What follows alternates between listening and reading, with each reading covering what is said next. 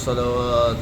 اللهم صل على محمد وآل محمد. أعوذ بالله من الشيطان الرجيم. بسم الله الرحمن الرحيم.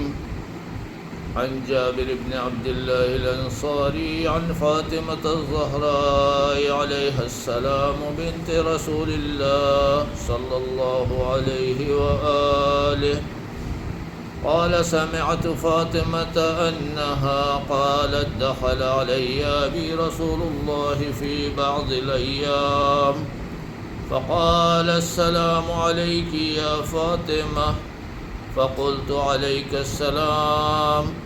قال: إني أجد في بدني ضعفا. فقلت له: أعيذك بالله يا أبتاه من الضعف. فقال: يا فاطمة ائتيني بالكساء اليماني فغطيني به. فأتيته بالكساء اليماني فغطيته به وصرت أنظر إليه وإذا وجهه يتلألأ كأنه البدر في ليلة تمامه وكماله. صلى على محمد فما كانت إلا ساعة وإذا بولدي الحسن قد أقبل وقال: السلام عليك يا أمه. فقلت: عليك السلام يا قرة عيني وثمرة فؤادي. فقال: يا أمه إني أشم عندك رائحة طيبة كأنها رائحة جدي رسول الله. فقلت: نعم، إن جدك تحت الكساء. فأقبل الحسن نحو الكساء وقال: السلام عليك يا جدا يا رسول الله. أتأذن لي أن أدخل معك تحت الكساء؟ قال: وعليك السلام يا ولدي ويا صاحب حوضي. قد أذنت لك. فدخل معه تحت الكساء فما كانت إلا ساعة وإذا بولدي الحسين قد أقبل وقال: السلام عليك يا أمه. فقلت: وعليك السلام يا ولدي ويا قرة عيني وثمرة فؤادي. فقال لي: يا أمه إني أشم عندك رائحة طيبة كأنها رائحة جدي رسول الله. فقلت: نعم، إن جدك وأخاك تحت الكساء. فدنا الحسين نحو الكساء وقال: السلام عليك يا جدا. السلام عليك يا من اختاره الله. أتأذن لي أن أدخل معكما تحت الكساء؟ فقال: وعليك السلام يا ولدي ويا شافع أمتي. قد أذنت لك. فدخل معهما تحت الكساء.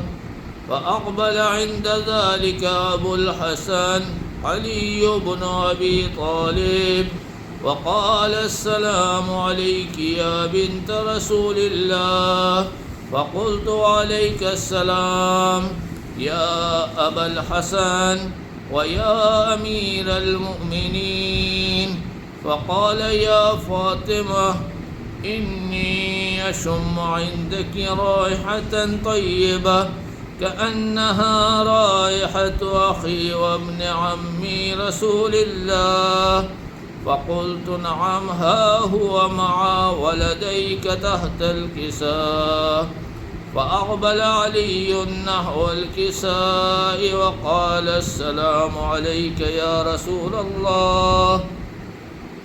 أتأذن لي أن أكون معكم تحت الكساء؟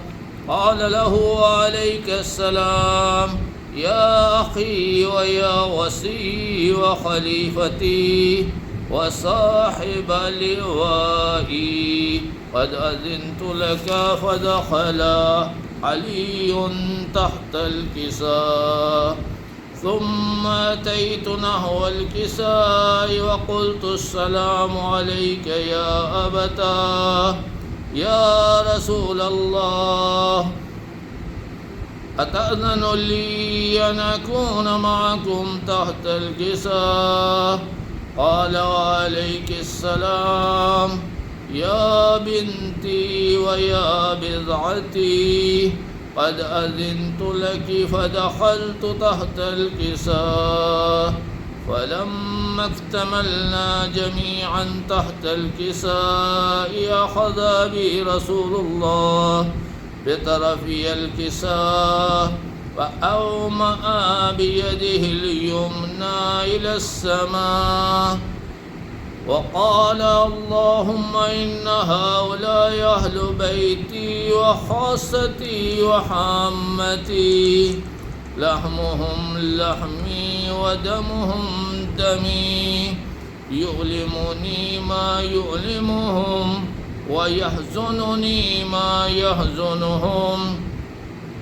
أنا حرب لمن حاربهم وسلم لمن سالمهم وعدو لمن عاداهم ومحب لمن أحبهم. إنهم مني وأنا منهم، فاجعل صلواتك وبركاتك ورحمتك وغفرانك ورضوانك علي وعليهم، وأذهب عنهم الرجس وطهرهم تطهيرا. اللهم صل على محمد وآل محمد. فقال الله